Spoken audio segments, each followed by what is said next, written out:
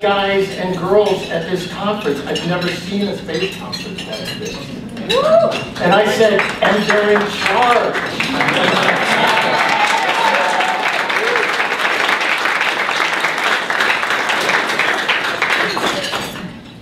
So very quickly, we're going to be talking about COTS. And I want to give you a little tiny bit of background very quickly. The Space Frontier Foundation in the early 90s was waging a war against a thing called the space station. We were the only pro-space group that was fighting against the space station at the time, because President Reagan had said the space station would be finished in about 6 years for under $8 billion, and we thought that might not be quite realistic. During this battle, we finally fought it down to one vote in Congress. Now, what's interesting with my friends in NASA is they say we saved the space station by one vote. On our side, we say we almost killed the space station by one vote. Now, at that point, we were very burned out. We had really used all our resources. We're a very small group, but when you're getting down to one vote, it's very important. So we decided that we were going to try and do something that was positive. At the same time, a guy named Bill Galbach and Pete Warden and Pete Conrad and some others have worked on a thing called the DCX, which was very positive, very powerful, very cool idea of a vertical takeoff and landing rocket. As people said at the time, much like God and Robert Heinlein intended. And so what we did was we got on the phone, Jim Muncie and I, through a friend of ours, and we reached out to the NASA administrator, some guy named Golden or something. And we said, you know what, we're going to walk away from fighting space station if you will help save the DCX, which had run out of its military funding at the time. And he agreed, and we did. We just stopped right then. We quit fighting the station, we were good to our word, we walked away. A little bit later, I run into a fellow who some of you may recall, who we've lost since then, named Tom Rogers. Quite a character. Little old man in a seersucker suit who can actually pull it off. And he sat down with me at one point outside of an event and he said, well, Rick, I'm gonna skip the first 40,000 words, and I just want to tell you, you've got a lemon up there now. You got a big multi-billion-dollar lemon up there.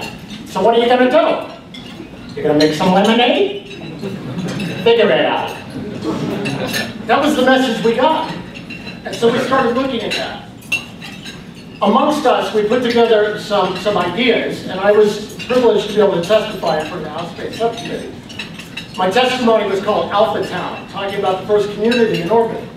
How do we leverage off of that thing that we had up there? And one of our demands, this wasn't my brilliance, it was everybody that fed into helping me put this together. One of our demands was that all transportation to and from the space station would be commercially provided. And this was 1995.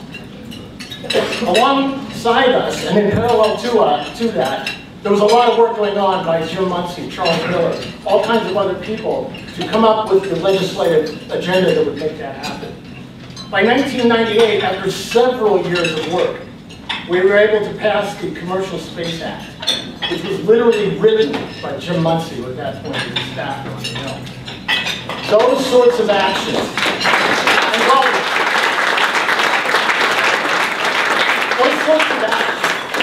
by this group, which have largely gone unforgotten, have been forgotten, helped set the stage so that groups like Orbital Sciences and SpaceX and others could now be carrying payloads and beginning the breakout into space. So you are members of an organization that has a very strong and very powerful legacy.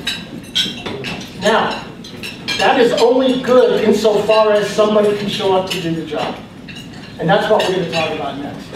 The people who are actually pulling it off and actually carried that through NASA so that they could. So we're going to talk about COTS. And the first thing we're going to do is we're going to show a video that explains COTS program.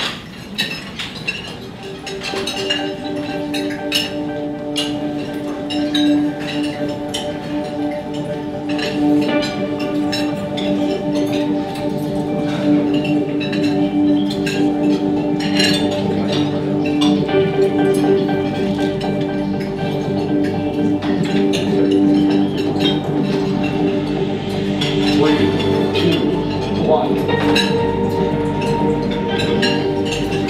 And liftoff of the Falcon 9 rocket and Dragon. SpaceX continues America's mission to resupply the International Space Station from U.S. soil.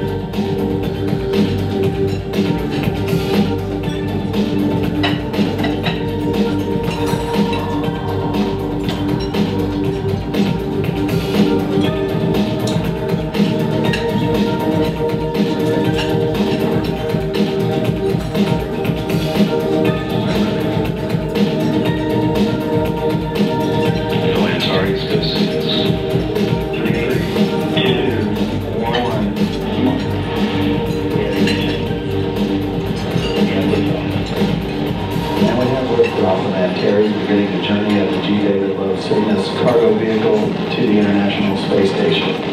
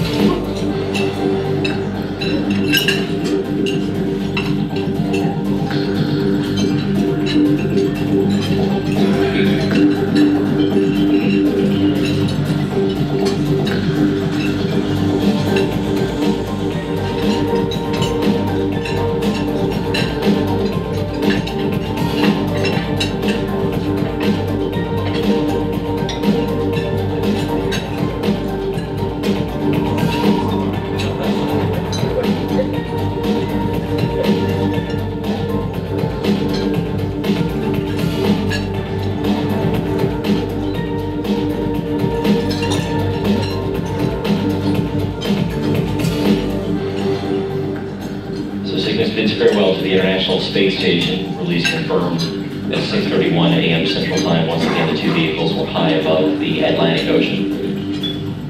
Station Houston, Cygnus has exited the 200-meter keep atmosphere.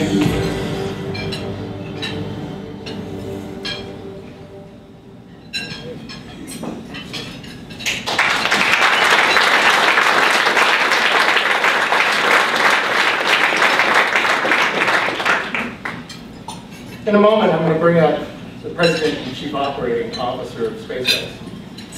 This is Gwen Shotwell. She joined SpaceX in 2002 as the VP of Business Development. Prior to joining SpaceX, Gwen held positions in space systems engineering and technology, as well as project management in the Aerospace Corporation. Before that, she was the director of Microcosm's Space Systems Division.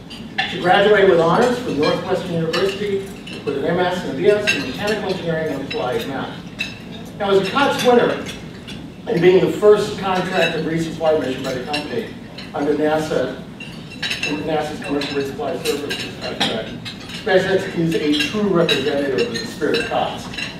And Gwen totally has that spirit. I have to tell you just a really short thing. I, a year or two ago, was sitting in Gwen's office with somebody else and talking about all my grand plans to do great and incredible things to create a space settlement movement, and we were going to do this and that, going to have these conferences, and we were going to make all these things happen. And Gwen listened politely to me for a little while, and then at the end of my rant about how we were going to make the world better for SpaceX, she pushed her chair back from the table and leaned back and she said, "Rick, that's really great, but I have to get rockets in space." And all I could say is, got it. Gwen Shotwell.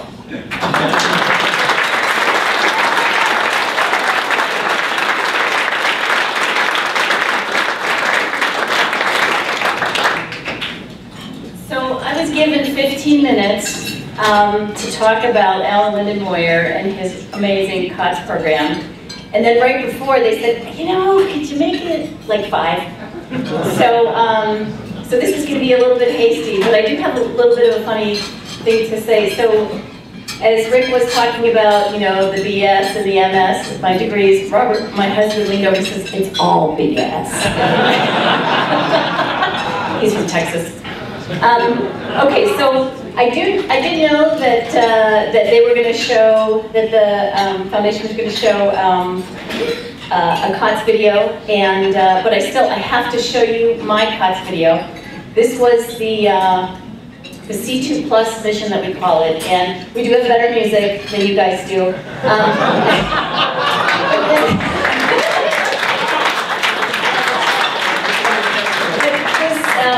This event was so kind of foundational for SpaceX, and it was such a huge event for me personally. So I'm going to show you my all-time favorite SpaceX video. Grasshopper does not compare to this. So can we roll?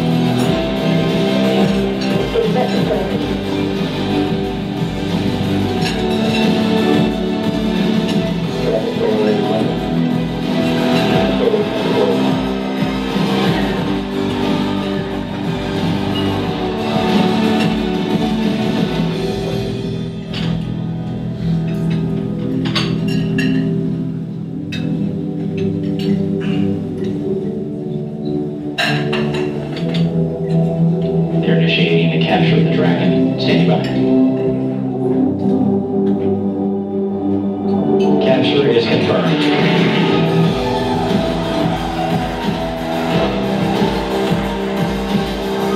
Houston Station, looks like we got us a Dragon by the tail.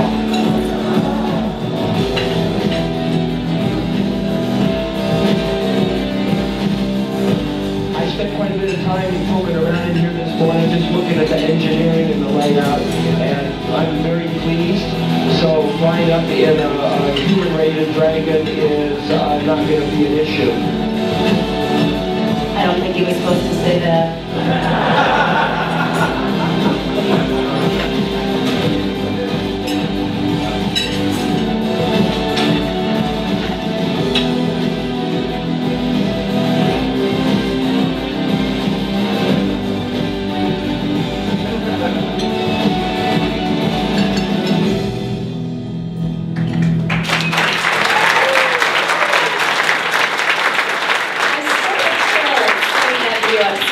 A million times. I watch it at home on weekends sometimes. So I'm so happy to be here to celebrate Alan Lindenmoyer and his team for the COTS program. SpaceX would not be the company that we are today without the NASA support, and specifically the support from Alan and his team on COTS. It was an extraordinary undertaking for 3 primary reasons. So Orbital's going to get their shot at this after me, but For less than $1 billion, NASA kind of helped bring to fruition 2 brand new rockets and 2 capsules. For SpaceX specifically, the Falcon 9 is a launch vehicle that is winning, frankly, every mission in its class. We've lost 3 in the last 3 years, all to Ariane. But other than that, 5 minutes. All right, it'll be less. So we're bringing $60 to $80 million per flight back to the United States. Think of all those jobs. It's extraordinary, and it's because the COTS program and Alan and his leadership. So basically, it was great value for the taxpayer. That was one. And number 2, it demonstrated the COTS program was an enormously risky undertaking. Even though they were super careful about the way we did the Space Act agreement, so from a technical and a cost perspective, NASA was covered, but from a political perspective, they were naked. You know, they were really leaning forward in a time where, you know, the political heat was extraordinary. Yeah, so amazing. So it's a new way of doing business. Tell companies what to do, not how to do it. Give them a set of requirements, firm requirements, unyielding requirements, by the way. So whenever you hear this crap about, oh, we're cutting corners, it's bullshit. There's requirements, you have to meet it, you have to demonstrate you're going to meet them, and you meet them. It was, I think, a new way for NASA to operate. They provided advice. They were super supportive, as opposed to kind of tearing their contractors to shreds. We were partners in this, and it was extraordinary. And then obviously they provided financial support, but if you think about it from, with the SpaceX program, we got just under $400 million. We produced Falcon 9, again, competitive on the international scene for rockets. We developed Dragon, and so not only do we have these great technologies and these great vehicles, but now NASA has a way to, in a, I think, a high-value way of getting the International Space Station serviced. I mean, I still believe like $130 million is a huge amount of money, but on a relative scale. On a relative scale. And what was the third thing that the COTS program did? No one thought we'd make it. When we made it, then Orbital. No, Orbital's not going to make it. So SpaceX did it, Orbital's not. Well, we both did. We all did. All 3 of us together. And extraordinary. And really, I believe it paved the way for the commercial crew program. I think had there not been Carter, there would not be crew. And we'd be paying the Russians and Lieutenant Colonel Putin. That sucks. Okay.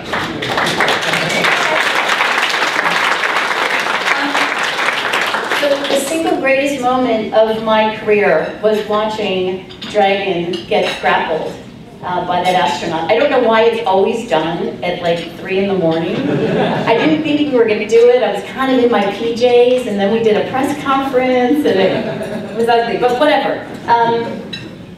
So that was the highlight of my career, was that particular moment. And then certainly in the top 10, it was when we found out that we actually won COTS. I think there were 26 original bidders. We were one of the 6 finalists. And I'll never forget that day when we got that call from NASA. We had, I think, like 120 people, maybe 150 people at the company that time. And NASA was, handing us the Space Act agreement with $278 million at that time. So I remember Elon brought the whole team together. We could fit in this little part of this little tiny factory that we were in at the time. He's like, we effing won. And then all 150 of us went crazy. It was amazing. Finally, the COTS program, we had to work so closely together. And I actually miss seeing Alan at the factory every month or so. But we established, because it was a partnership, it wasn't a normal government contractor relationship. There's lifelong friendships that were forged there, and lifelong bonds and trust. So I'm honored to be here to speak on behalf of the COTS program. It was an extraordinary program for SpaceX. It was fundamental and foundational for us moving forward and settling other places. So thank you so much.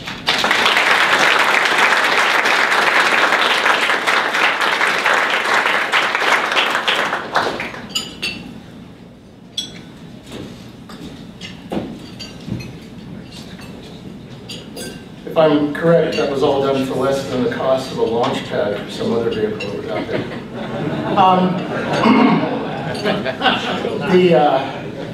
The next person I'm going to bring up is with Orbital Sciences, and we have a couple of fingerprints there in the form of Jack Kennedy in Virginia, Wallops Island, and who helped pass the 0G0 tax law that worked with Orbital Sciences there in that state, and was a pioneer. Frank DeMoro is the current Vice President and Program Director of the COTS CRS program at Orbital Sciences. As VP, he's managed the development, production, and delivery of multiple Cygnus spacecraft, and has managed the overall COTS and CRS contracts for Orbital since 2009. He's held various positions with Orbital since 1991, including managing the development of Orbital's programs in Orbital's commercial communications satellite group, which resulted in expanded versions of Orbital's Geostar 2 satellite platforms. These versions were the largest communications satellites built by Orbital, and Frank graduated from Rutgers University with a Bachelor of Science in Mechanical and Aerospace Engineering. Frank's here to speak on Orbital's response to the COTS program. They won the rebid, and they stepped in when other companies had failed. This shows the viability and the robustness of the COTS model in providing space transportation systems. So please join me in welcoming Frank DeMoro.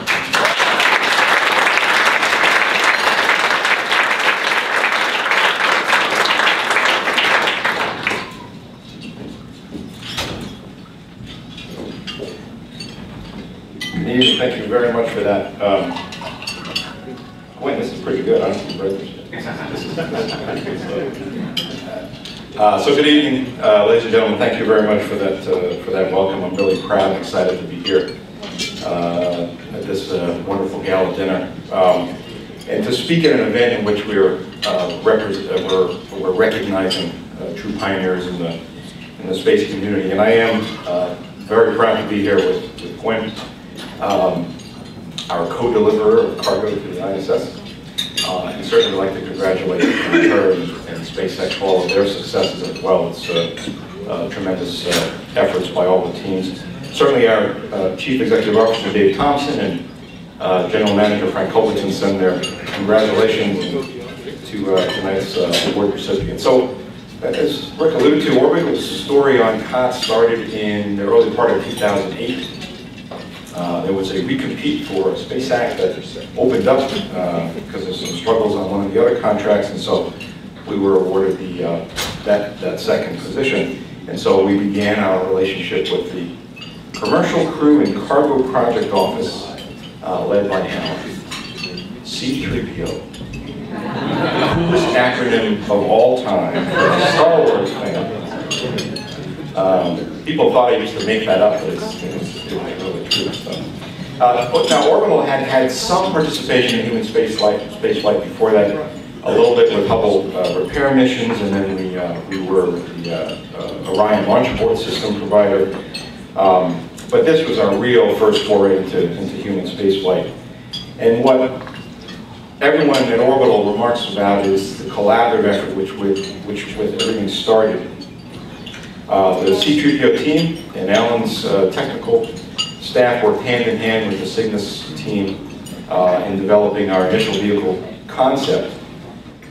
But more than that, they served as our guides through the world of the ISS program and all its requirements, which Gwen alluded to, all the safety review processes that was all new to us, and then forming our relationships with the mission ops directorate and the engineering teams, each of which has a different focus and each of which has a sort of a unique way of handling things. And the C3PO team helped us cut through some red tape at times and helped us challenge in some ways some of the conventional wisdom of how things should be done. And then in December 2008, us and Orbital and SpaceX were awarded the commercial resupply contract. Now we had two customers at NASA. We had Alan and we had the ISS program office, but the C3PO office really led the way in taking us all the way through the development. From my point of view, I came on the program in the latter part of 2009. Now think about it, we were 20 months into the development of the COTS program, we were 11 months into the CRS program, and it was right before the Cygnus critical design review, and Frank Culbertson came and said, hey, you want to take over this program? And I said, sure. Now, if you've been in this business, you would realize that at that point in the program, taking over a program is like someone asking you to raise their teenager. And it was a pretty well-behaved teenager, but it was a bit rocky at times, but it was supposed to be. We were doing something really hard. I certainly wasn't going to miss the opportunity to get involved in something like that. And what I was really interested in is figuring out how the relationship would work. I had been and worked in satellites for different space sectors, military, NASA, commercial, as Rick talked about. I wasn't sure exactly how this would work, where we would have essentially a fixed price contract in the case of the COPS program, Space Act. So NASA's investing and Orbital's investing. And then CRS is commercial, it's fixed price, and it's NASA. And I knew it was going to be different. But what I experienced right from the get-go was the collaborative nature of the program, the tone that Alan and his team set, and really they became the ambassadors for Orbital and I'm sure for SpaceX, and really were the cheerleaders for us in the larger NASA community. When we use the words partner, and that's exactly what I wrote here, they were partners, not customers. They held us to the highest of standards, as they should be. We're delivering cargo to the space station. But they also understood what we were doing was very difficult and quite challenging, and so they would look over our collective shoulders, and they would guide us here and there. Orbital had a history of building rockets and spacecraft in a commercial way, and so we had done a lot of things differently than some of the bigger aerospace companies. But what we found in Alan's team was a willingness to listen to what we had to say and listen to how we wanted to do things maybe a little differently. But we knew we were in a different arena. It was new to us, and so we listened as well. And I think this relationship worked so well because we both listened to each other. We kept our minds open and we forged a path to success. Now, I'm here representing the whole program, of course. In addition to Cygnus, we're developing the Antares rocket, which had actually started right before COTS, and we had a partnership with the Commonwealth of Virginia to build a liquid fueling facility and a launch pad at Wallops. And here's another case where Alan's team was right there with us. When we had big issues we had to face, NASA and Alan in particular and his team brought the forces to bear that would help us work through some of these issues, and they experienced everything with us, both our challenges and our successes. And after all the trials and tribulations, and there always are, and there were plenty, here we are, still standing at the end of COTS and what really is the beginning of a long future of commercial cargo resupply to the space station. As I tell people, the strength of my reading glasses is a little stronger. My hair is a little less. I think I'm a little shorter. But we all persevered, and we all made it work. And I know we're short on time, but I would like to share the video I brought as well. I will say, I think you guys have better music. It's really good music. But you can play it. It's about the people and what they've invested in this thing and the pride they have. And the first part of the Space Act was to do a hot fire test of our first stage for Antares. This is the Wallops facility, tallest water tower, I think, in the United States. There's a lot of dispute about that. But we essentially put the first stage on our launch pad and essentially fired the engines for about a minute. It was the first time we actually did a full system test. And that went very well, and that led the way to the Antares test flight, which was the first real launch. And the important thing about the test flight to mention is that wasn't in the original plan. That came with the additional funding that Alan and NASA secured as part of the augmentation program. And we used those funds to co-invest into the test flight in April of 2013. And on top of the rocket, we actually put a Cygnus mass simulator to measure the environments and validate that we had actually designed the spacecraft to those right environments. And it was a fantastic day. It was a fantastic launch. And everything worked extremely well. I'll let that run through.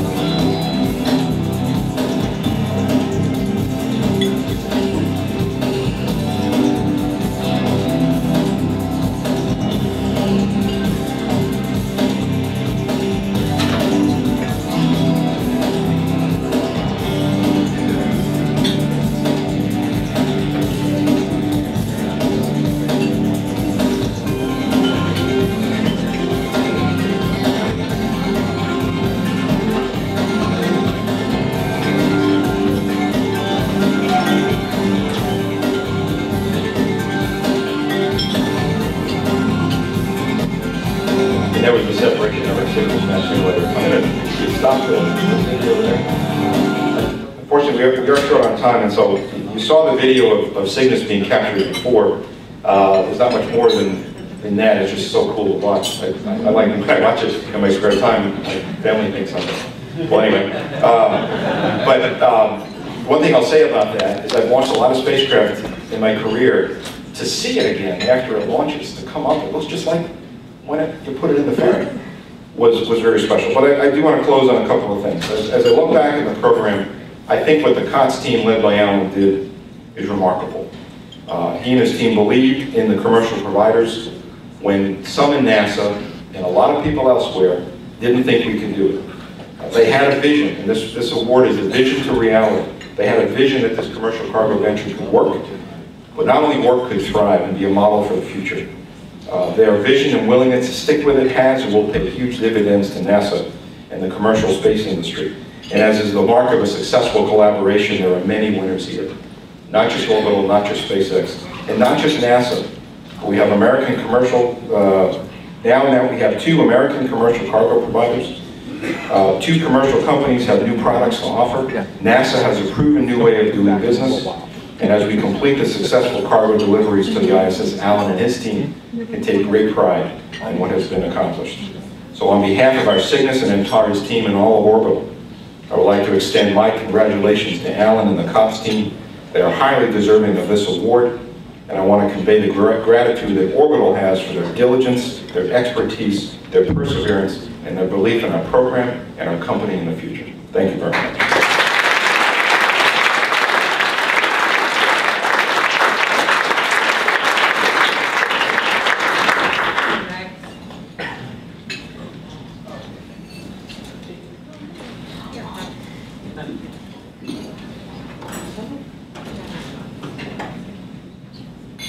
So I'm the other co-founder, Jim Munson. You know, as a non-engineer who was once a math major, I enjoy watching rockets launch and engines fire and spacecraft rendezvous and berth with the space station.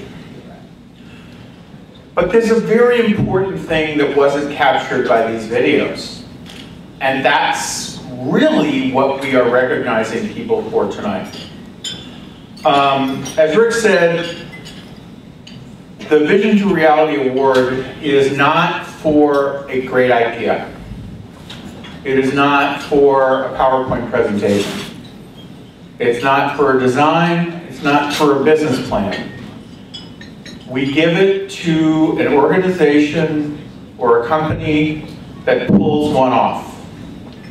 SpaceX is the winner of a former Vision to Reality Award a few years ago for their first launch of the Falcon 9.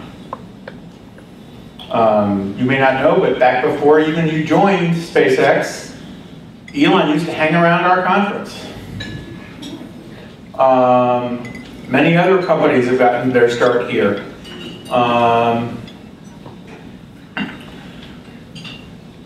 But the thing that was created out of nothing, you know, these are our rocks. We call them the rocks. Award is that you're coming out of these rough ideas with a polished and precisely crafted final product. Okay? Something that you actually made happen. And it's that carving and that chiseling and that, you know, polishing and everything that gets to it, every little bit to get there, is what makes it happen. And it wouldn't be very sexy on video, but the meetings with the NASA General Counsel, the meetings with the ISS technical teams, the meetings where Alan would go into battle with congressional staff to explain why it was okay to use these crazy new Space Act agreements. Okay? The conversations with the conservative aerospace reporters where he said why this was a good idea to let private spacecraft touch a $100 billion space station. Because this is not a typical NASA program. It's not a NASA rocket. It's not a NASA spacecraft. But the work that Alan and Dennis and so many others did as program managers, as partners with these companies, and on civil service salaries, did to make the program successful and to enable these two companies to achieve the greatness that they've achieved. That's truly awesome. And we have to recognize not just the companies that do great things or the scientists or the technologists, but we need to recognize the bureaucrats too.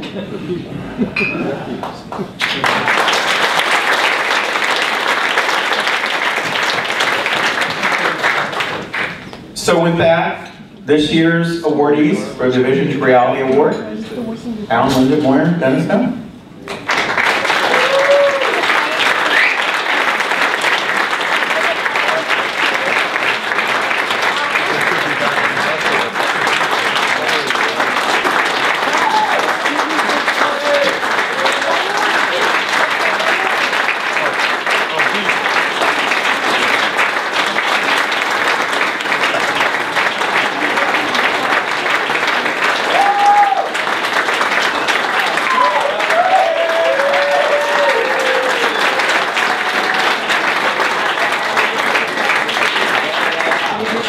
Thank you so very much.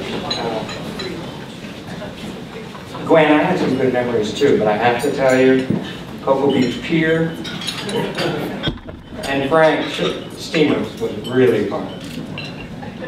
Celebrating after such great accomplishments. Something I'll always remember being by your side when history was made.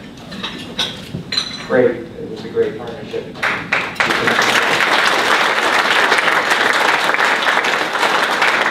Thank you to Jeff and James and the entire Space Frontier Foundation for this recognition. I mean, what's really special is COTS has got a lot of recognition over the years, and especially since we've accomplished. And mostly in the form of the accomplishments of SpaceX and Orbital, and absolutely rightly so. And we've received recognition inside NASA, but this is the first time that the government program was recognized outside of NASA. And that's really special to us.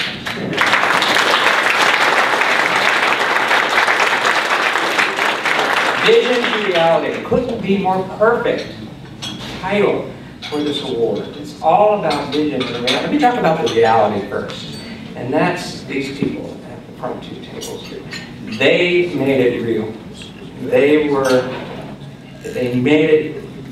They accomplished it, and these are amazing companies with amazing people doing things that so quickly and with so much agility and professionalism. I couldn't have wished for working with any better company. So congratulations to SpaceX and Orbital for making this happen in just 5 to 6 short years. From nothing to complete accomplishment. Incredible achievements.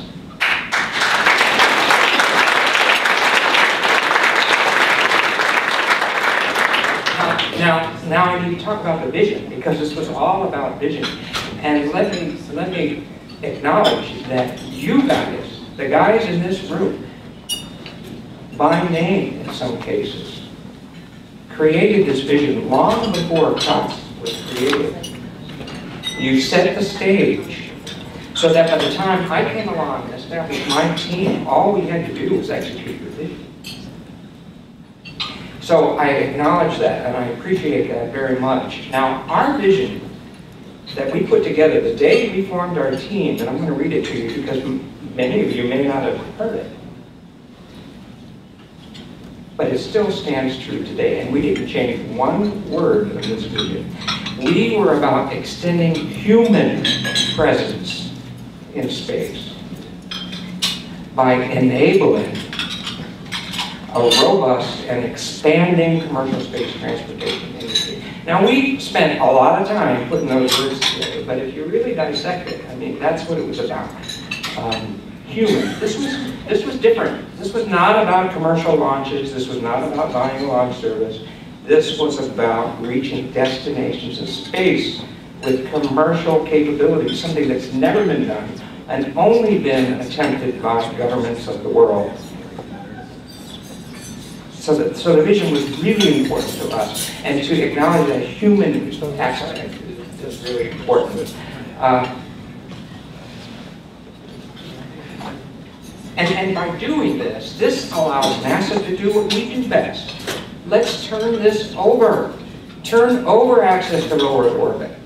We have much deeper destinations to focus on. So it was time, and we knew it was in the grasp of your capabilities. So it was a good time. I think the vision held up beautifully. Let me tell you a little bit about the recipe for success.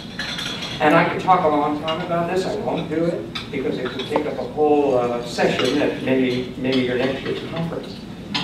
But there are a few elements that really, a few ingredients that were very critical to the success. First is top cover. So here we are, a few of us, a handful of NASA people, getting together, trying to revolutionize the way NASA does business. We couldn't have done it without the top cover. Our administrator, Mike Griffin, came in, he believed in it, he gave us full support, it trickled all the way down through NASA, and that was critically important to the success. Because NASA does not fail, and this had the chance of, well, let's just say this was a little bit higher risk venture for NASA. So we weren't used to that, it was a small team of people, but we had the top cover to at least give it a try. Now this might be surprising to you. Another ingredient, a low budget. Most people always looking for more money. This was a case where we had a fixed amount. And look, nothing in space is cheap, okay? I'm not talking about small. I'm talking about relatively modest amount of money, which really equates to a couple months burn rate in some of the bigger programs. But that's a modest amount of money, just enough to be important to kickstart the industry, but not enough to really get a lot of attention, was really important to get this started. And of course, having skin in the game. NASA wasn't paying the full cost. We always paid the full cost for developing new systems. Not this time. It was skin in the game, it was shared risk, it was shared cost. Very important ingredient. The market of space station was hugely important. Here we had a predictable and reliable market for the services that we were planning to use with the shuttle. So retired, now we're completely dependent on foreign providers. The market was right, it was perfect, it's a multi-billion-dollar market that was just ready to be offered. So that was not easy either, trying to get folks to agree that these private spacecraft were going to go dock with this multi-billion-dollar space station. But we worked through that. Schedule flexibility. Look, we didn't penalize the companies when they were late. That's not what this was about. We received so much criticism. Oh, they're late. Oh, forget being late. It was about achieving. And in this business, you fly when you're ready. And then the other thing I was important was requirements. I am convinced the number of requirements is directly related to the cost of the program. We kept our requirements down. We talked about goals, and only we had firm requirements with regard to the safety of the crew. And there was no compromise on that. There was never a compromise on the safety. These companies met the exact same standards that every government in the world did to fly to the station. So I think those were some of the real key ingredients, but the secret ingredient was the dash of luck. The dash of luck. Now let me illustrate. All you have to do is look at my golf game. and you'll recognize that, no, look, it's not rocket science, but it is the hardest thing in the world to do. One of my hardest challenges. You spend thousands of hours preparing. You're working at the range. You're getting ready for the day. you're ready to begin, you launch, and all of a sudden you got to deal with unexpected debris, and then you're dealing with temperature inversions, and then you have, unexpected winds of law. Oh gosh, and there's the target and the landing, and you don't know what you're going to find. And for some reason, there's always this force that's moving you away from the illegal target. But you know, when all those things come together, no matter how skilled you are, and no matter how prepared you are, the magic happens. And that's what happened with these two companies. All of those things came together and they did magical, wonderful accomplishments. I want to thank my team. We had a small team. Dennis Stone was there from the very beginning. I recognize that he was so important. He's always been a strong advocate of commercial space. And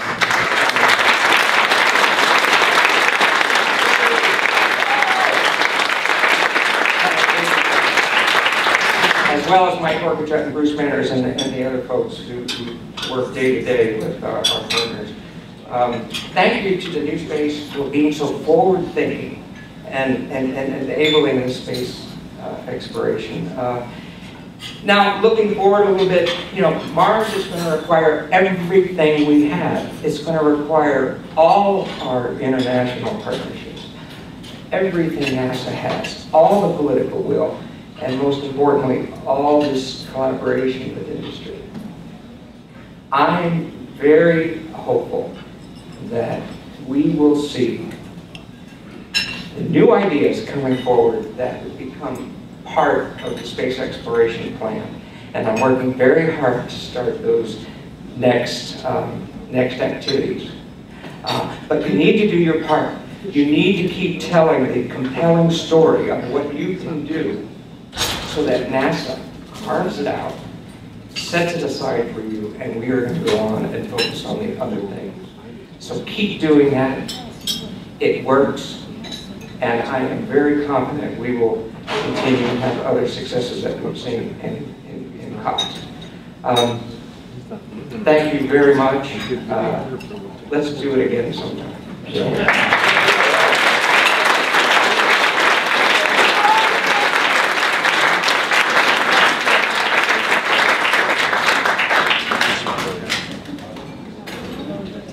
So, Rick, you can start coming up. Important thing, one of the co-founders of that program was an advocate. As soon as we had advocates, he in fact helped organize the first Space Frontier Conference in Houston back in 1992. So we're everywhere. The Founders Award is given not every year. We don't always do it. But we've been doing it for about 10 years now. And we give it the founders, the three co-founders of the Space Frontier Foundation, Bob Orr, Rick, and myself, every year get together on email and decide whether or not we want to give an award to someone. And we give an award to someone who has contributed tremendously to the foundation. It can be a huge financial contribution, it can be an intellectual contribution, it can be just that they were there and advised us and helped us early on in the organization, or in some sustaining way over time. You know, we've given it to people like Lori Garver, like posthumously to Gerard O'Neill. You know, we're all Jerry's kids. To Tom Rogers and David Gump and others over the years.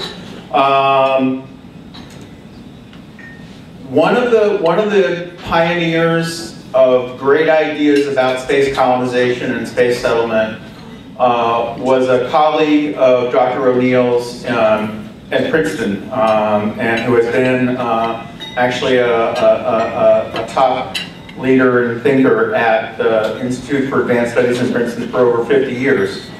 And his name is Dr. Freeman Dyson. Rick, talk about it. Freeman Dyson was born in England and graduated from Cambridge University in 1945 with a degree in mathematics. He was involved in the defense of Britain, which I'm really happy about because that's where my mom was. He was involved in so many different things. He was a graduate student at Cornell. They made him a professor even without a PhD. This is a guy I was recently told who had calculated how many molecules were in the sun by the time he was like 5 years old. Think about that. All right. He worked on nuclear reactors, solid-state physics, ferromagnetism, astrophysics, biology. Wherever there is something that piques his curiosity that nobody else has figured out, this gentleman dove in there. He was once, he was called a mathematics prodigy by the New York Times and others. Go ahead.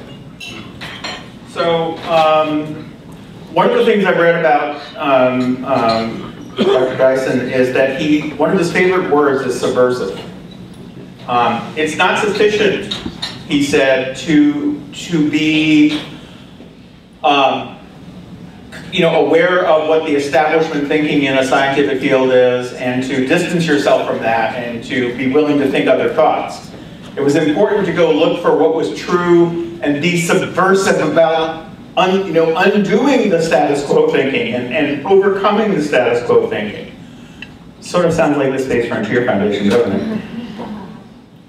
He was a pioneer he is a pioneer in thinking about things that are very, very small and very, very big. One of his ideas he wrote about in Disturbing the Universe, one of his first very popular and successful books, is what came to be known as the Dyson sphere.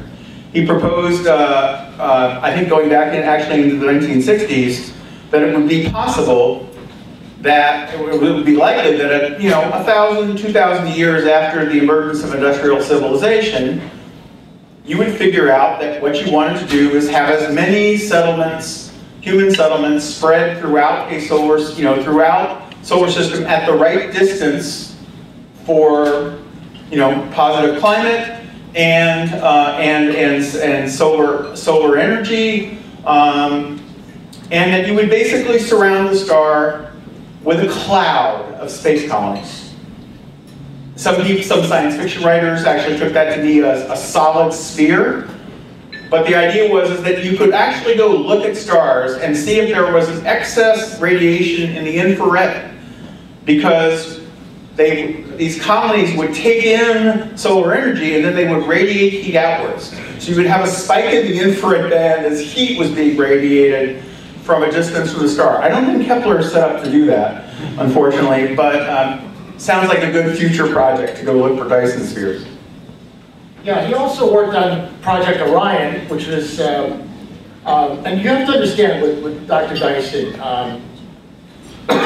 whenever he would be talking about an idea, he would have this grin, or has this grin, and he's like, and it's just like mischief. So he came up with Orion, which was the idea of getting rid of nuclear weapons by using them for propulsion in space. He also came up with the astro chicken, which was a biological organism that would be radiation hardened and be able to go out in space. Think about what Pete Worden said at the beginning of the conference about astrobiology. And this was 40 years ago he was talking about that. So this gentleman was way ahead of his time. Now for us, showing up at the Space Studies Institute conferences, and there was John Lewis and Dr. O'Neill and Freeman Dyson, and we're just sitting there going, oh my God. And I mean, that's us, that's Diamandis, that's Worden, all of us, looking up to these gentlemen who would actually listen to us and interact with us and usually tell us really bad jokes. And it was just an amazing thing. So because I'm a klutz, Dr. Dyson isn't with us here tonight. He's doing fine, he's wonderful, he's enjoying a brand new condo he just bought in San Diego. But we did invite one of his amazing contributions to the world of space. Someone who's told me when she grew up, she didn't think she was going to be that interested in space because her dad was going to handle it for her. It turns out that she's made quite a difference in the space field. My good friend and a great visionary and of course, an important investor in the space industry, Esther Dyson.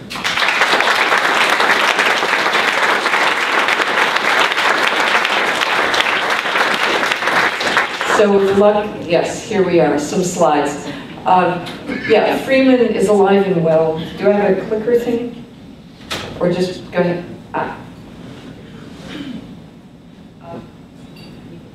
Yeah, first of all, I should say this is absolutely wonderful. I came to this conference thinking I'd be on 2 panels, and suddenly I'm up here.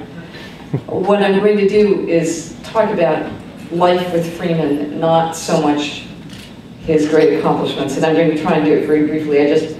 I pulled together mostly some family photos, because I thought you'd actually enjoy these. And the great thing about Freeman is, yes, he's awesome, and we just thought he was our dad.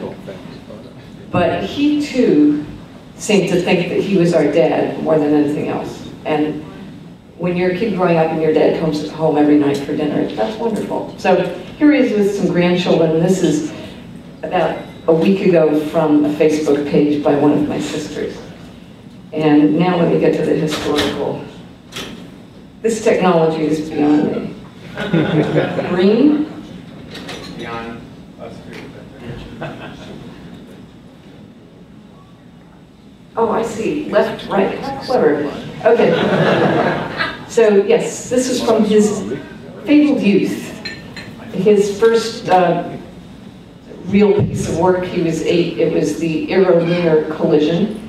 And I wasn't sure, was that Eros, the satellite, or what? And indeed it was. This is also in his book, From Eros to Gaia, and is actually quite a lovely piece of work. This just, so you get a sense of, this is him right in the middle, my older sister, this was at my christening. It's just, you know, one of these wonderful family photos. The gentleman with the mustache is his dad, and my grandmother, mostly, he left England to get away from his family. Yeah, he just wanted to be independent, he was subversive. So he was indeed, I was doing my space training in Star City outside Moscow, and the folks from Zvezda came by to help us fit our spacesuits, and one of them came with this book that has a long and complicated history, but it includes Marvin Minsky flying a plastic water rocket onto the roof of some observatory, and Carl Sagan was also there. Anyway, that's Freeman there on the upper left with, I think, Nikolai Kardashev. And this is the Orion project, and according to my brother, who, by the way, you should invite next year, because he can do this right, because he could talk about Orion and everything much better. This is down in San Diego, a troop of engineers building, I believe, a prototype. Freeman's on the right, and of course, he was not a guy with the hands, he was a guy with the numbers, so I guess they didn't let him actually touch the thing. And this is his first Space Traveler's Manifesto. Either through inadvertence or by deliberate act of wisdom, the American government has announced to the public that we are working on the design of a spaceship to be driven by atomic bombs. A propulsion system of this type was proposed several years ago by Stanislav Ulam at Los Alamos. The idea was revived, improved, and so forth, and that was indeed Project Orion. This was July 5th, 1958. And here, this comes from my brother. As you can see, this came from the Orion project in '58. It took 15 years to be declassified, and there was nothing really secret in it. That's about as subversive or edgy as I'm going to get tonight. This is Freeman with his wife, my stepmother. When I was around 8, I was reading, so I was in the library. My father had married my stepmother, who was our au pair girl, about 2 years earlier. They are still happily married. Just about the best marriage I know of. Anyway, I was reading Anne Frank, and I said to my father, isn't it amazing, of all the people in the world, Anne Frank and Peter, the boy she was clearly fated to love, should just by coincidence end up in the same little apartment in Amsterdam. And of course, that's precisely what had happened to him with my stepmother. Just by coincidence, he found the perfect lady. And he said, yes, these miracles sometimes happen. And here they are, both from, I would say, from reality to vision. And this, so you mentioned how when something excites him, he gets this sort of a smirk almost. So I was kind of an interesting child too. I left home at 16 following his example. I went to Morocco with my boyfriend. When I was 17, worst of all, I abandoned math and science in college, ended up first becoming a reporter and then actually really becoming a business person. And each time he said, you know, whatever makes you happy, darling, I wish you the best, and smiled benevolently. But when I told him I was going to do space training and be a backup to Charles Simonyi, he got that amazing smirk, jumped up from the table. And suddenly I realized, yes, that's the one who wrote the story about the Aero-Lunar collision. I'm his firstborn. And it was a magical moment. And to be honest, I said I was going to do it. I was still kind of, that made me decide to do it. Now, seriously, you can see I'm behind the glass. I'm in quarantine. This is just before Charles went up, but I was still his backup. So here he is outside the glass in Baikonur. And here he is with Emma standing in front of the launch pad. There it is, ready to go. And here he is again with his proudest accomplishment, several of his 16 grandchildren. So I'd like to end,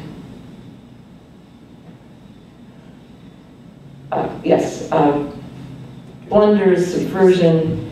He's very much alive and still traveling. This is from last March, The Case for Blunders.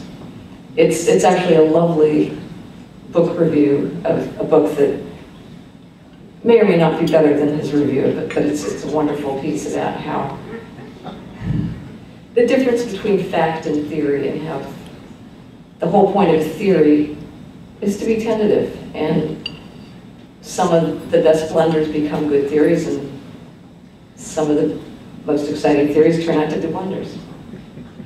And thank you very much. This is him at the start.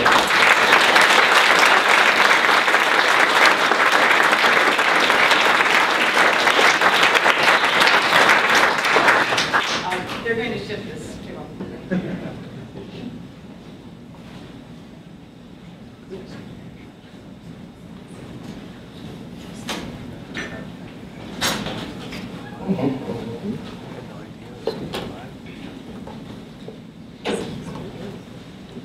Oh, Eric. Man in white. Yes, sir.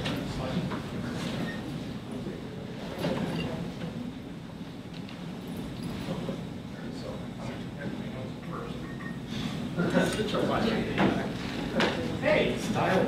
I was told not to improvise.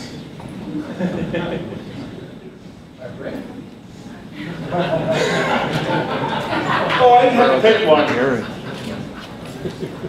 This is actually a unique conference and a unique award ceremony, because we're awarding a bureaucratic office and a very excellent government regulator as well. And that's kind of unique for us. Because we all like to joke about how I'm from the government and I'm here to help. But we find these people now and again. So this year we're awarding our pioneer, this is where I do my notes.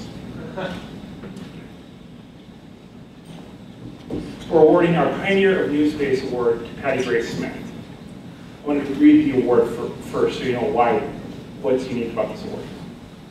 It's given to an individual who was an early adopter. Okay, now you're just not agreeing with me. An early leader and pathfinder to the creation of a new space industry. Winners have left a lasting legacy either through their own personal investment, the creation of an early new space business enterprise, for the successful leadership of multiple space frontier opening projects. During her tenure as Associate Administrator for the Federal Aviation Administration's Office of Commercial Space Transportation, Patty Ray Smith oversaw the development of the Mojave Air and Space Port's license, the first inland licensed spaceport. She oversaw the successful flight and the winning of Spaceship One's X-Prize flight. And she also oversaw and helped the development, along with my boss, of the Commercial Space Launch Amendments Act of 2004. Those three things have made it possible for things like Virgin Galactic Spaceship 2, things like X-Course Lynx, and many others to become real. And we are right at the cusp. So this was a unique lady, and she very much deserves our appreciation and thanks for showing that you can in fact be a government regulator and push for safety and push for innovation at the same time. Now, unfortunately, Patty is unable to join us tonight due to previous engagements with families, so we're going to have Ms. Gwen Shotwell accepted on her behalf.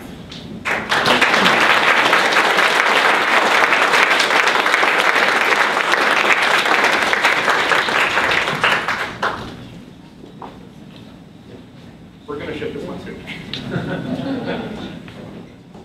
So it was really nice when Patty, my dear friend, asked me to accept the award, and I'm going to be super fast. The new space industry was fundamentally formed during the era of Patty. During a period of incredible growth, a little bit of chaos, and a renewed sense of optimism in the industry. She demonstrated her typical skills of grace under fire and calmness. She's been a driving force in both commercial human spaceflight and in forging a landscape in which both safety is maintained and innovation fostered. I'm really glad that we're here to celebrate Patty's part in this incredible future that we have in front of us. And so on behalf of Patty, I'd like to thank the Foundation for the award, and here's to Patty.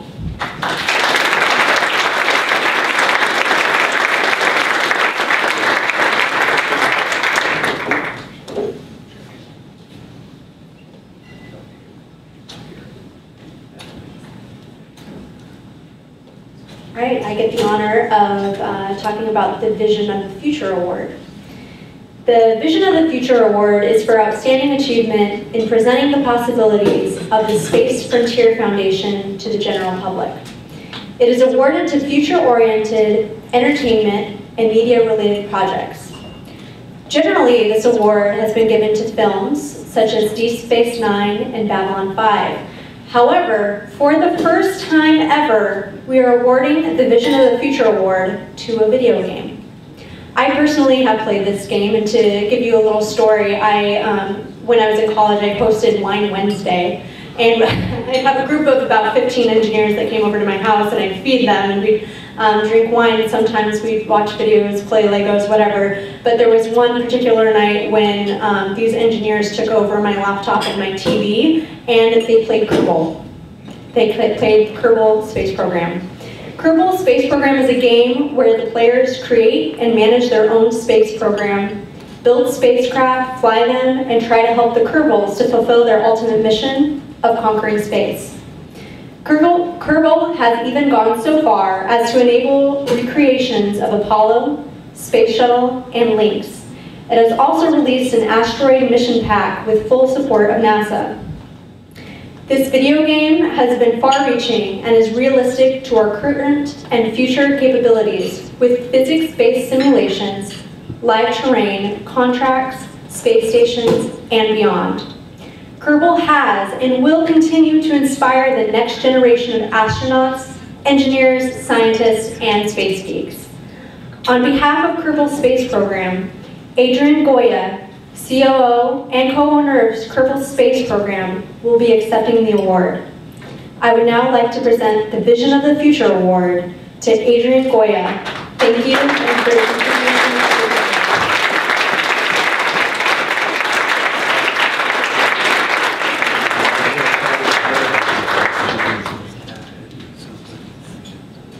Hello, good night. Thank you very much, first of all, for this award. It's a great pleasure. I came here in representation of a great team of hardworking people who are making this game possible. I am here on behalf, especially for Ezekiel, my associate who couldn't be here, and also Felipe, the creator, mastermind behind the game. It's really exciting to be here. It's really exciting to have an award coming from the industry. I mean, this is just a game. You're actually the guys making this happen. I think we live in really interesting times. I think this is the time where science is catching up with science fiction. I mean, all the things I've been reading when I was a kid, because I'm obsessed with space and all these weird stories. No, and actually, right now it's common talk of, you know, we're getting people to Mars. For example, NASA called us last year to make a collaboration, and they asked us to do their asteroid redirect mission inside the game. So we actually made a collaboration with them, and now that mission, which is kind of a science fiction thing, is really complex. You can actually do it inside the game right now. So it's really exciting for us as a small company doing this game to actually be recognized by you guys. Apparently I'll be able to see people in Mars, and if everything goes well, I'll probably get to go to space myself before I die. So it's actually very exciting. I've been obsessed with, you know, floating in space, watching the Earth from the little window. That's kind of my big dream, you know. So I really hope that actually gets to be done. You know?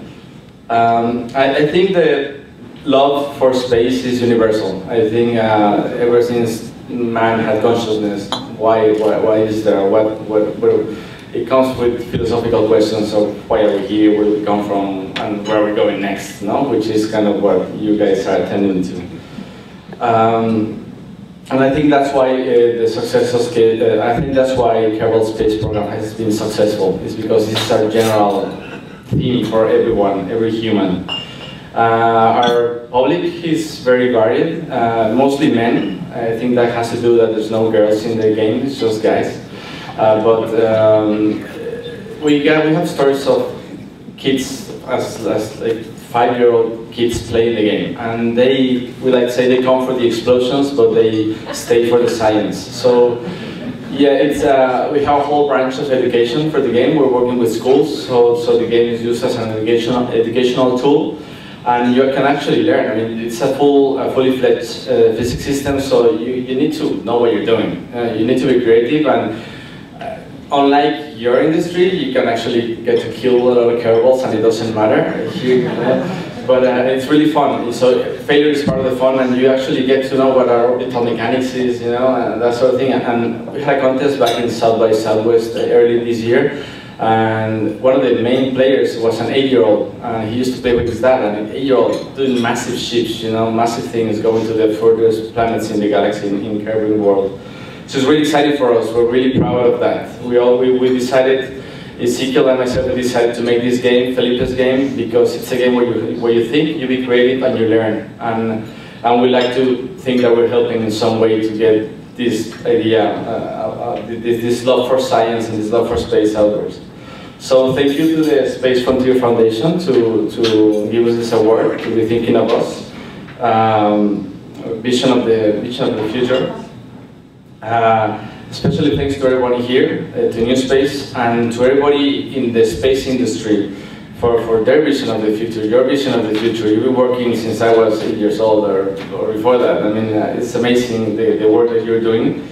I think all of you are actually helping humanity taking the next step forward in history. It's a really, really important step. And you're also, at the same time, you're also helping me get to space, no? So you're helping me get my dream come true.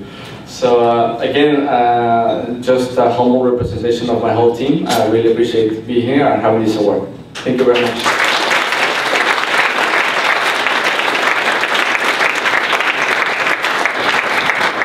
I almost forgot. Sorry, I get nervous when I speak in public. Have a video so I can show you what the game is about, because you don't actually know it.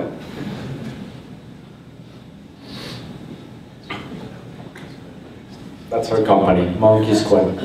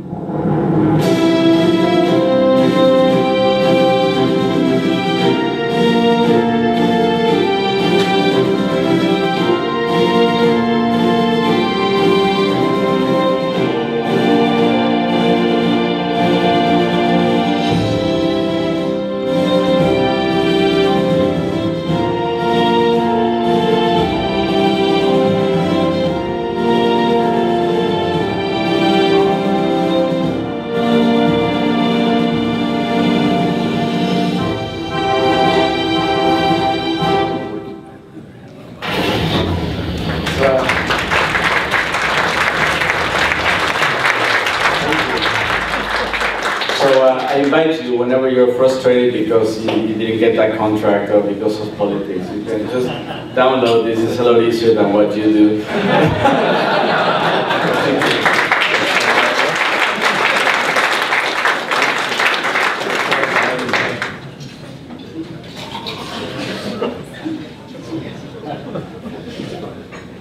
So, you know, I wasn't familiar with the Kerbal Space Program until this award came up before the board. Damn you, sir, and the time suck you have created.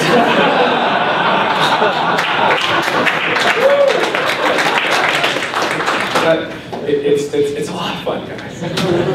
Okay, falls on me to give the NewSpace Journalism Award. So, I'm going to follow Aaron's lead here because I really like the way he introduced it. I'm just going to tell you the winner, then I'm going to walk through what it is, and then I'm going to tell you just for half a moment why I think it's important, and then I'll let them come up and speak. So this year, we're giving the NewSpace Journalism Award to NewSpace Global. And let me just tell you about the award for a moment. The definition of the award is for outstanding achievement in journalism focused on space development and settlement, particularly the new space industry.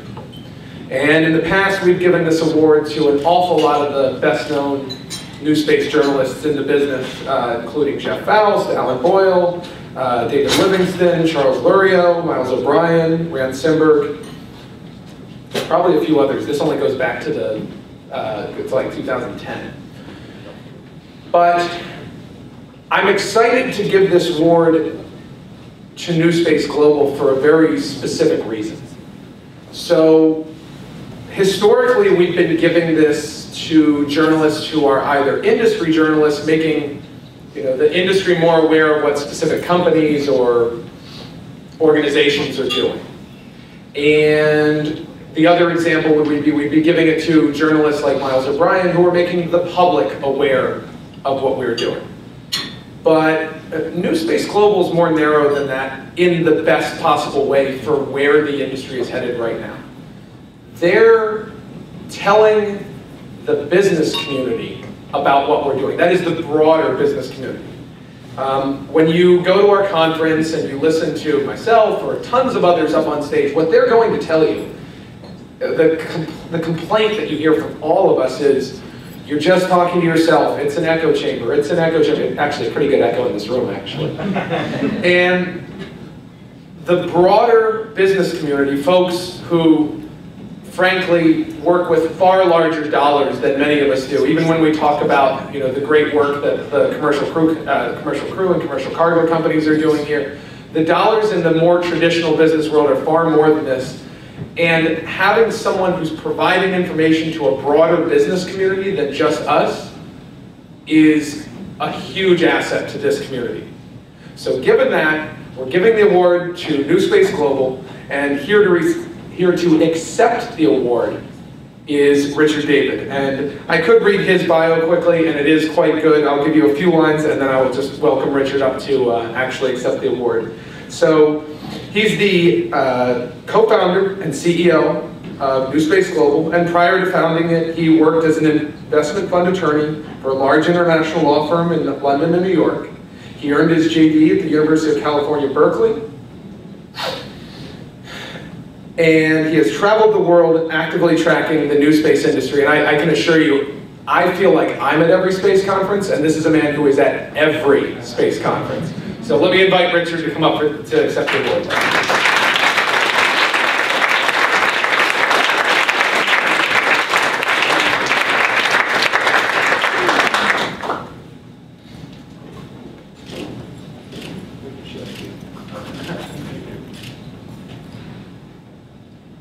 I'm going to ask the same question Esther asked. How do I do this, Esther? All right? Yeah. Wow. So I'm sorry I actually was running a little late here. It's kind of traumatic. I got jumped by a group of 10-year-old water polo players.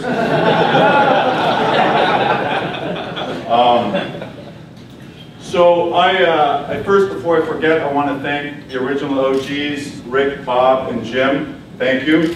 I appreciate the honor. On behalf of my company, originally the award was supposed to be for me. Those of you in the room probably think I'm a raging egomaniac, but in fact, I refuse to accept it. I'm on behalf of myself alone, because I have an incredible team of people who have dedicated themselves to this company. Do the things that Jeff said. So anybody Google the word NewSpace ever? Okay, I do this all the time because I'm the communications manager for the BPC, and these photography guys have got to go. They keep coming up on all of my stuff. So did anybody Google, thank you. Anybody Google the word NewSpace ever? Come on, show of hands. This crew obviously has. So photography studio is apparently what it is. Portland, Oregon, that's where I'm born. Portland, Pacific Northwest. Is it a photography studio? No, it's a, I'm talking, please. I'm slightly a raging egomaniac. Is it a closet store in Ohio?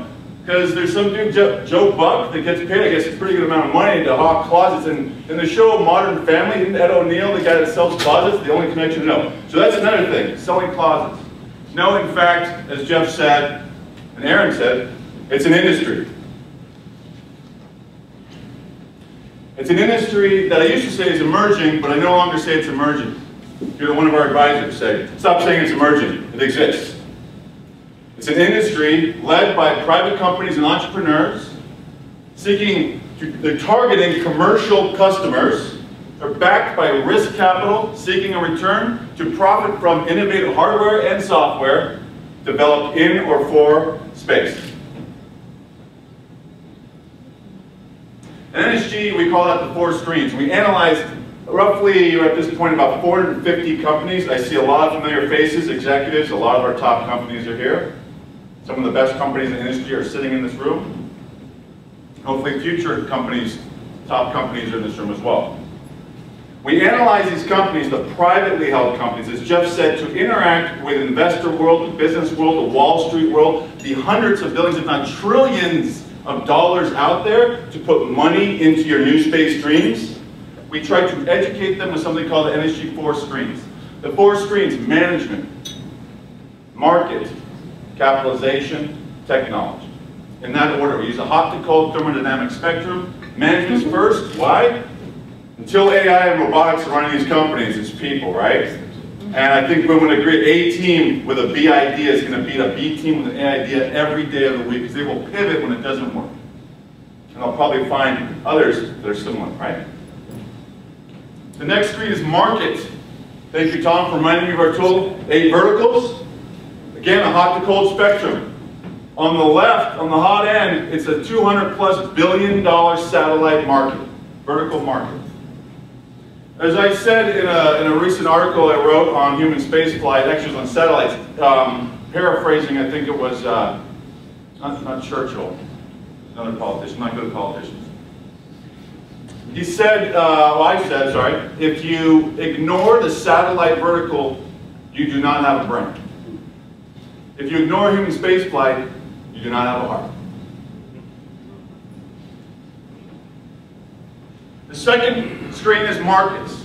Diversified commercial markets, scalable, not monopsonies. For those of you with technical backgrounds, not having one big customer, no bueno. If that customer decides to turn off the spigot, you're toast. So you need to diversify, so if you lose one key customer, you're not done. The third screen is capitalization. Howard at Space Florida and Frank taught me this. I appreciate that. It's capital invested with an expectation of ROI. And I got into a debate with someone in Silicon Valley about what that meant. ROI to us is not return on innovation. I don't know how to quantify that. It's return on investment. I give you $1, I want at least $1 plus. And the last screen is technology. Innovation. Disrupt yourself before your competition. Constantly seek to disrupt, to develop products that a market wants. Oh my God, you're going to profit on that? Dear Lord, that's solving terrestrial problems or space problems, perhaps. Those are our 4 screens. To us, that's NewSpace. And that's my company, NewSpace Global. So when we started this, that's an obvious slide, right? When we started, who can explain what that is? Anybody know? Tortoise. What kind of tortoise? Charles? Management. What's that? Management. It's a, It's an African spur-thighed tortoise. It's our company mascot. It's Bob Dylan. That's his name. He's going to be the world's first space tortoise. You can tell Branson that's the world's first space tortoise. He's our company mascot. I'm not yet a dad, but one day I hope to make jokes as bad as that to my kids. That animal right there is going to be about 200 pounds. When we first got him, size of our business card right there, 2 months old. There he is, picture taken yesterday. There's your industry, people. No, that's interesting. Thank you.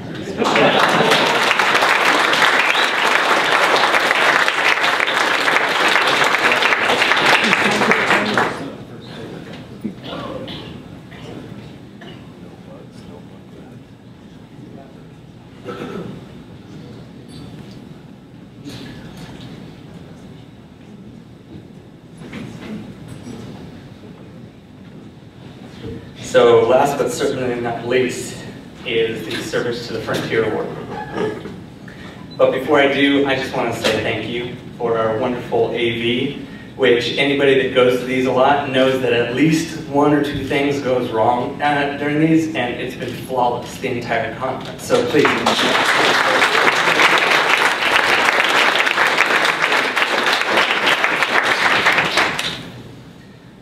The Service to the Frontier Award calls upon the advocates to look amongst themselves for outstanding achievement in volunteer service to the Space Frontier Foundation.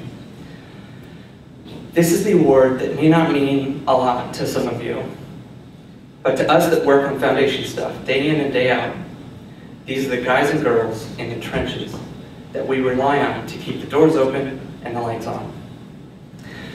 These are the folks who set aside popularity, fame, and fortune and dedicate their precious time to the cause.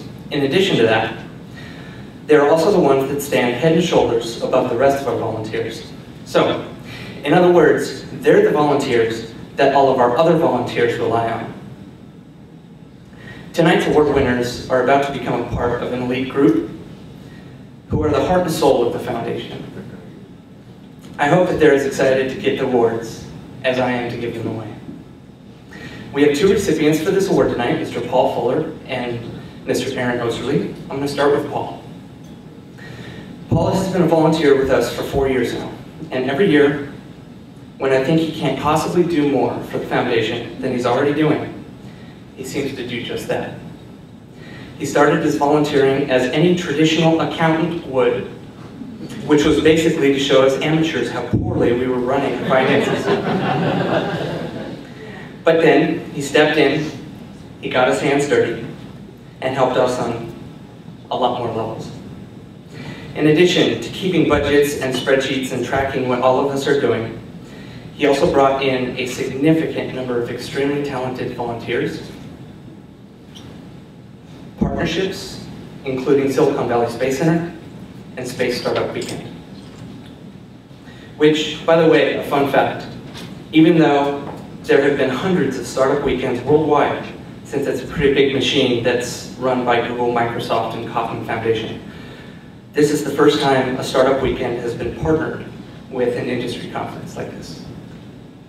In his heart, Paul is an entrepreneur, and through his dealings with SFF, he's been rubbing elbows with all the current space company CEOs and learning how to be successful at it. One day, I have no doubt, he will be one himself. Mr. and Mrs. Fuller, while your son has stepped aside from a lucrative position as an accountant, I hope you realize that his heart and soul belongs to space. You should be extremely proud of your son, Paul.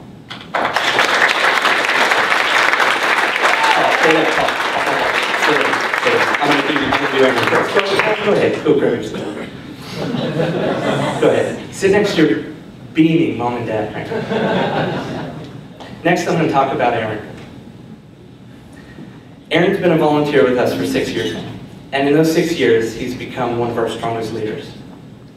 For those of you who don't know, Aaron works for one of our 3 founders, so loving space and working for the foundation was kind of a foregone conclusion. But that's not the reason he's getting this award tonight. Aaron has gone above and beyond the call of duty so many times that I've lost count. When the foundation needed a volunteer to step up and be our political action and strategy leader, Aaron stepped in. When the foundation needed a new member for the board of directors, Aaron again stepped in. When we needed a method to measure government policy, programs, or regulations, Aaron stepped in. And finally, when our assistant conference chair stepped down and basically all hell was about to break loose, Aaron swooped in, sacrificed his own project, and saved the day by not only doing the job of assistant conference chair, but excelling at it. Mr. and Mrs. Osterling, your son has become one of my best friends. I trust him, and I consider him one of the finest human beings I know.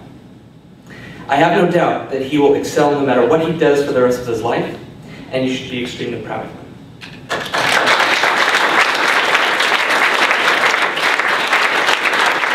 So, in conclusion, Paul and Aaron, I stand SFF for both of you, and for others like you. Because the fact that SFF can attract and keep people of as high caliber as you two, it means that we're doing something right. If you both were to look around the room, you would see your fellow volunteers who willingly love working for you. That's the thing about volunteering. You can quit any time. They all respect you both at the highest levels. And if I knew nothing else about the both of you, other than that, it would be enough.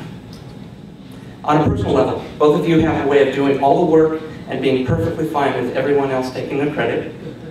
I'm not sure, but I think to you, a job well done is where no one ever saw you or knew you were there. Everything just works. Well, whether you like it or not, this award is our way of saying thank you to you, and even though it's temporary, we're putting the spotlight on both of you. Please come up and accept the award.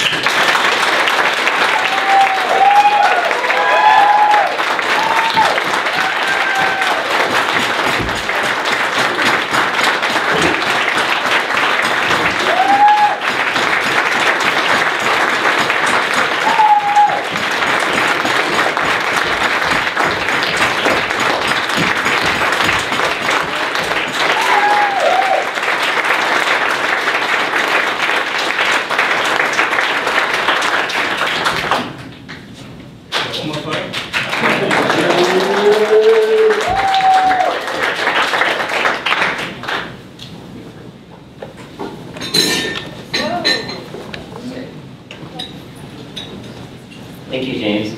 I think actually it seems a bit of a mistake that I'm actually up here. I actually don't do anything aside from give trouble to the project managers and clean up budgets.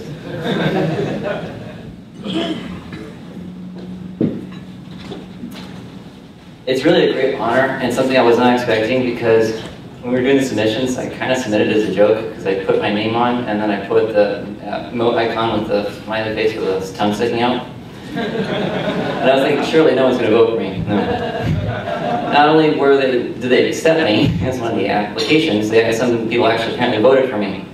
And I'm actually the treasurer of the Space Frontier Foundation, so like I said, not a lot of people like me because I'm always complaining about you're over budget, you're over budget, you're over budget. And they still manage a pretty good job, even though I give them crap when things fall apart, but they do a really good job. And the thing for me was, I also was accepted to the board of directors, which came as a really large surprise. Again, people voted for me, I don't know why. My background is, I'm a space enthusiast. I came from, first I consulted with Virgin Galactic, got introduced to these crazy NewSpace people. I didn't really know, I really enjoyed space, wanted to be involved, didn't know how, and I come to this conference, and I'm surrounded by these people. Well, first, the first anecdote was, I always had this mental image of space people. First, you have to know, I was a government employee working in the DoD, so I interacted with government employees, and I knew some of the space people. I was expecting 50 to 60, I was working with 50, 60-year-olds. So I was expecting elderly engineers, pale, glasses, balding.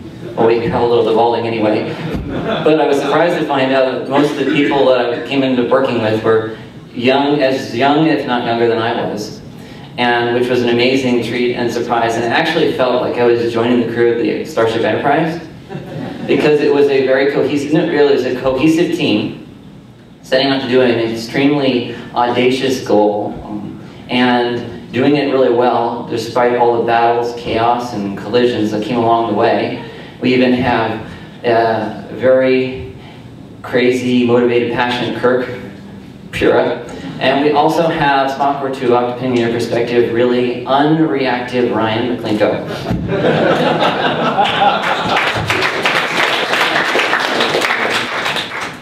For myself, I've enjoyed participating in doing the budget because that is the area that I love to contribute, and I really want to be involved in the space industry more, doing finances, because I talk to space people most of the time and they say, well, we've got it. We actually don't really need finance people that much because our engineers are pretty good at it, but I think they do a pretty good job with finances.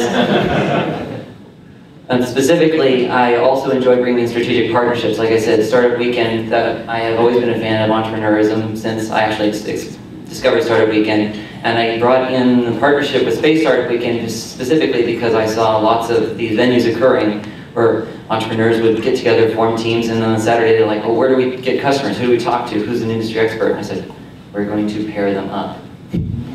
So from that, like Jane said, this is the first time that Startup Weekend has occurred and co-located with an industry conference. This is truly an industry conference where entrepreneurs and new companies are born. And you can say that. Other than that, I would like to thank everybody else who does far more work on the foundation than I do. And like I said, the budgets and the strategic partnerships are easy. And with this team, we're definitely going to reach the stars. Thank you.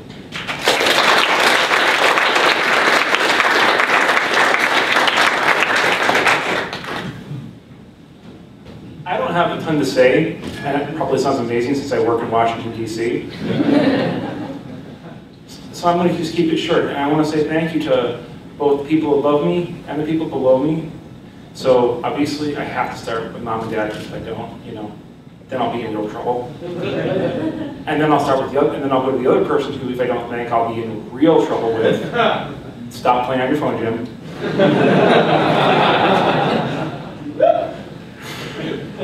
I also want to thank all both the old and the new board of directors. You guys are helping to make us an awesome organization. And I want to thank both teams I've served with. I want to thank, we have two of the policy teams here, Becca Zagorski and Josh Jenkins. And then I also want to thank both of you for stepping over and joining the rest of the awesome team that is the conference team, starting with our glorious chair, Sarah. And I would love to have all the volunteers step up to just acknowledge them real quick because they all have done an incredible job.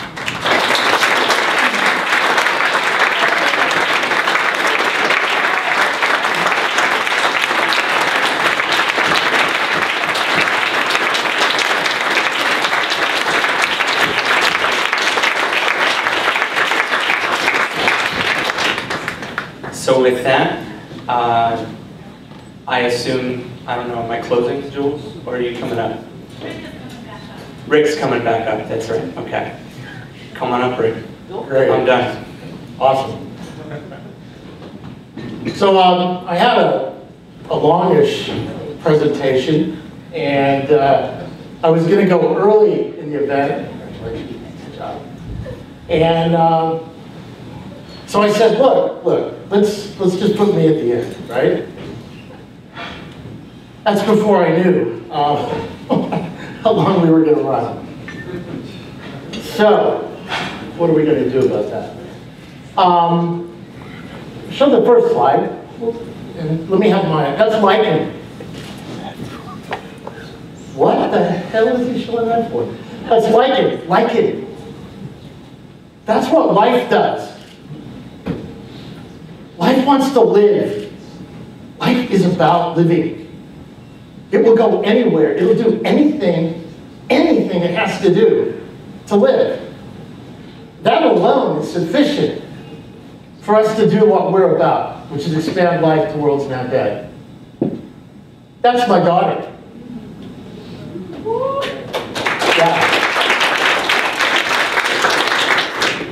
She's at that age where everything is a brand new discovery. Because that's when you're alive, is when you're discovering new things. And that's my reason now to do what I do.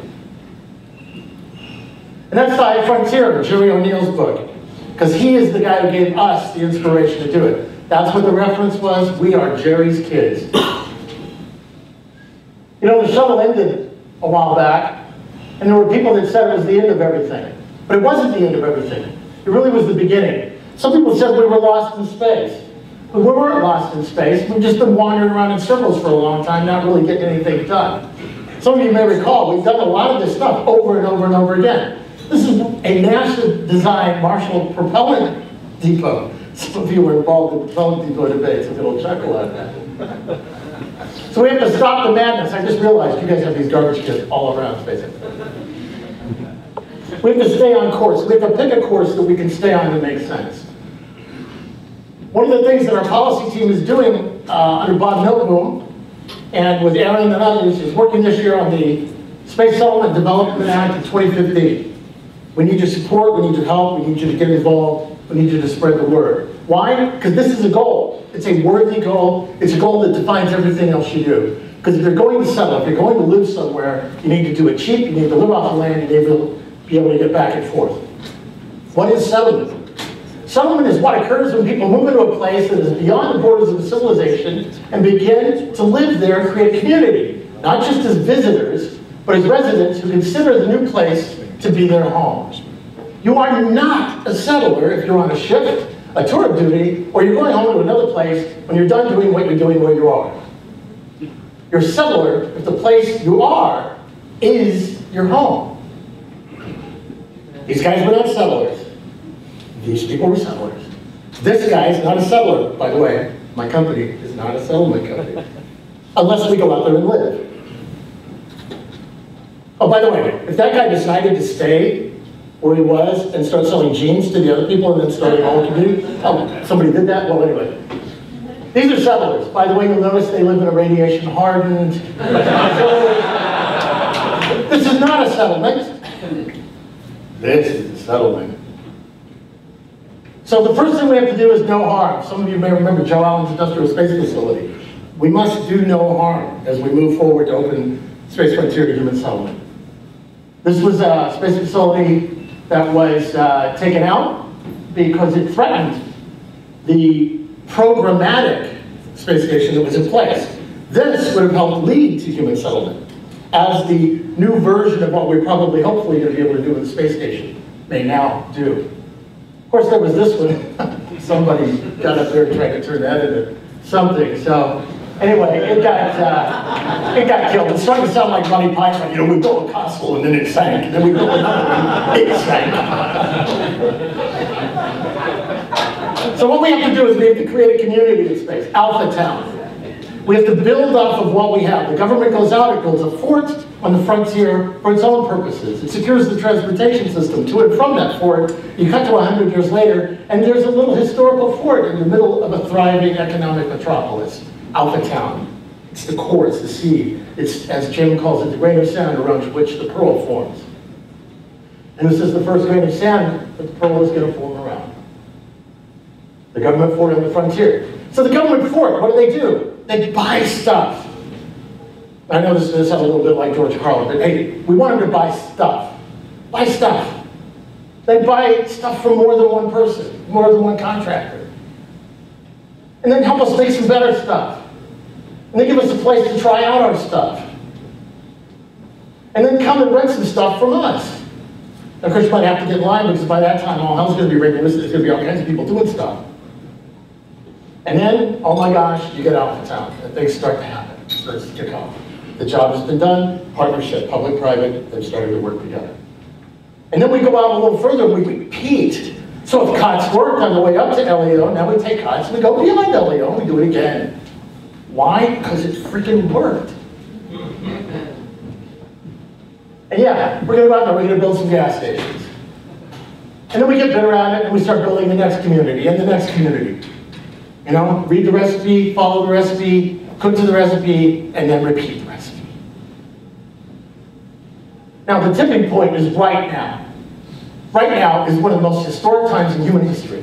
1,000 years from now, then we'll look back at this 10-year period, right now, and say, this is when it started. You realize some things we don't really maybe think about consciously. The astronauts and the people, the wonderful people that did all the work to get us to the moon and Mars and in all the different countries, in Russia and here, are still alive, many of them now. There's a serious cutoff point there, right? And we've got NewSpace starting at the same time. It's an amazing period of time. It's like the 60s. In the 60s, we've just been to the moon. We can do anything. Why? Because we've been to the moon. Voyager, Galileo, flying out of the solar system. We can do anything. The war was coming to an end. We had the little blue marble from Apollo 8. So we had a context within which we were operating.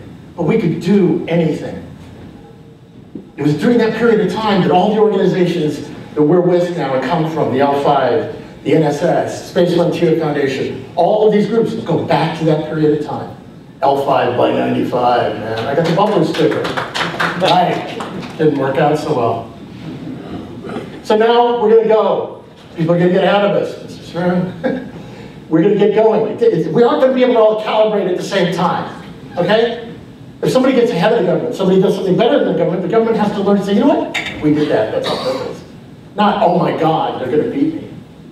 We have to work together. So we go to the moon. I like the moon idea of going twice. Bob Bridges, I don't know if he's here, but he and I have been talking about this for a while. The idea we go to the moon 2 different times. The first time we go, they get to arrive, they get to explore, they get to practice, and then they set up a community, probably in the South Pole, Pole Sputus 1. And then they start building. Home to scientists, all kinds of people interacting, working together. So again, NASA, the explorer types have got to try that first, building that first foothold, getting those first ISRU things going. But then they go to the far side of the moon and they do it a second time. This time they're really practicing for going to Mars. Camping out in the backyard so that mom and dad can come save you. And the people that are backing them up are on the South Pole of the moon in a mixed community that doesn't have to have the, shall we say, explorational purity of the kind of community they're going to send to Mars. That's just my own thing. I had to put that one in there. I love that. And green. And the baby is born. We're working together. See, all those people on the South Pole are buying all their goods and services for the private sector. And they're renting Bigelow modules. Maybe there's something in place that says, hey, if you give us 10,000 square feet of your Bigelow modules or whoever's modules, Excalibur, whoever's modules, you're going to get a tax write-off for your company back on the earth. All kinds of incentives, things like that. We have to put them all together to make it happen. And then we go here, Big Red. Now, this may be a bridge too far right away for the governments. As Buzz Aldrin is quite fond of pointing out, governments have to bring people back alive. Not necessarily so for the private sector. What? Well, you're laughing. The Pilgrims. All right? They were going on a one-way trip. It wasn't a suicide mission. They were going to live. That's what they can do. So, why do we send humans? Very interesting when and this really starts to push us into the real gist of things. In a moment, you're going to see something that's very interesting. It took me a little while to get this, but see, the further away you get from the Earth, the rationales start to fall away. And we start getting down to the real core reasons. So when you're in Leo, you have the political reasons, the science reasons, planetary defense reasons, economics, the environment, resources, tourism, energy. So you push out a little further. You go to the moon, you get politics. Still there, okay, strategic reasons, high ground, we're on the moon, we're badass, all right? Science, we're going to learn about the history of the solar system. The economics, you can come up with some ways, maybe Tito Mark IV, he's on the moon, and or her chalet or whatever, looking back at the Earth, whatever. Maybe there's a monastery, I don't know. But, you've got some reasons to do it. And you go to Mars, the reasons start to shrink. Okay? There is a science reason. We're going to explore Mars. We're going to learn about the history of the solar system. But the economics get a little hazy. There is no economic reason to go to Mars. You can't export anything from Mars that somebody closer to the Earth, who's living in the same harsh survival situation that you are, couldn't export better than you can export. There's no economic export. Now, I have a friend, Peter Thorpe, who had this whole idea at one point that we could charge people a lot of money to go to Mars, and they could see all their belongings arrayed on the runway, on the pad down below, and they could leave them all behind and give all their money to the company on the one-way trip. But I don't think that's good. So there's no economic export from Mars. What does that mean? Well, when we start examining why we go to Mars, now we have to look for other rationales. Everything we're making up about why we're going to Mars, it's economic, is just stuff so that we can sound good. So we'll get a good write-up in NewSpace Global or something like that, who's going to, analyze our business case. It's not true. We have to come out of the airlock, folks. We're going to Mars because it's there. We're going to Mars because we want to. We're here to go there. That's why we exist. It's that simple. We don't have to rationalize it. We will have our businesses. We will have an industrial infrastructure in space. We can build these things and make them happen. But we have to understand and be true to the fact that we're going because it is a calling in who we are. It is in our genes. And this time, and I'm repeating this, and I know I've repeated this over and over again, and I'm going to until everybody gets it who needs to get it. This time we go into space and we don't take it from anybody. It's a whole new paradigm. Again, I've said this before, but look, we really get to use the paradigm word. This is not a new application for an iPhone. That is not a paradigm shift. It's a freaking application for an iPhone. We are at the level of Copernicus. We are shifting everything. The day before Copernicus, you're at the party, you've got your little powdered wig on, and you are espousing about how many angels it takes to rotate the planetary spheres around the Earth, and your calculations are extremely precise, and the ladies are so excited to watch you do it, because you are a genius. The day after Copernicus, you're an idiot. Yeah. The conversation shifts completely. We are in the moment of shifting the conversation. We are in the moment of changing what it means to be a human being. This small group, this band, this group of people here at launch pads on the floor of SpaceX or X-Corp or Orbital Sciences or all of these companies are engaged in changing the very nature of what it means to be a living being on this tiny blue marble that happens to be in the exact perfect zone and have survived through all the things it had to survive through for us to get to this point. And by God, we might be the only ones anywhere, ever, anytime, so we better get it right. Our goal is to carry the light of life to worlds now dead. That excites me. That excites me. That's what we're about. And that's what the Space Frontier Foundation is about. And I want to thank you.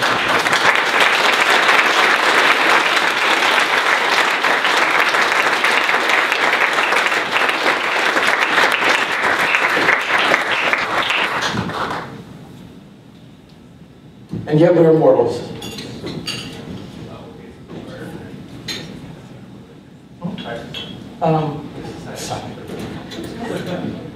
You sure? Okay. If I start dancing around, it's your fault. All right. We are mortals. And this year we lost a couple of people amongst us. Bill Godlatz, one of the godfathers of soul, one of the people who really made a difference. And he was the leader of the DCX project. And a strong foundationer and advocate who came to a lot of our meetings and was engaged actively in the organization. This is us at Spaceport America 2 years ago, where we had a celebration of the original DCX. And by the way, the reason there's an X Prize and X Everybody and X Corp, it all goes back to the DCX. Because in the moment of time when we were so depressed, these guys flew that beautiful rocket. Jim, do you want to say anything about that? Bill was not only a great industry leader and manager, but he was a phenomenal sharer of the vision of what he was doing. He would go out and talk to anyone and engage people, engage folks like us. I used to say, if there were 10 L5ers getting together in a bar, Bill would show up and give a speech about the DCX. So he more than anyone else I know in the industry, would share what he was doing with the people who were paying for it or supporting it or whatever. So that was just awesome. Yeah. That was an amazing program. There's, I posted on the YouTube the original video that was done supporting that program with Pete Conrad, Ward, and those guys. So check it out. And then we lost another person, and her name is Vanna Bonta. Many of you knew Vanna. She was amazing. She was flamboyant. She was life itself. She would roll into a room, and it was like Auntie Mame had arrived, in a sense. Vanna and her husband Alan were space cadets in the truest form. They met at Yuri's Night. The next year they got married at Yuri's Night. That's hardcore. That's some serious stuff right there. She was also a poet, a writer. I used to call her a machine. I mean, she was like, she had this stuff, she had management, she had real estate, she was doing all of these different things. She was the exemplification, in a way, of the kind of person it takes to open the frontier. And she spoke beautiful words. Vanna was a true friend. Her and Alan were some of my closest friends. And it was a tremendous loss to lose Vanna. And as I said, she was a true frontier person. That's a Space Frontier Foundation birthday cake at her house. I'm not sure if it was that night, but one of the nights in that period of time, about 30 minutes later, everybody fully clothed ended up in the pool. She knew how to throw a party. So I guess, let's do two toasts to these. First of all, well, to our parted friends, to the heroes of the frontier, to Vanna and Bill. Toast.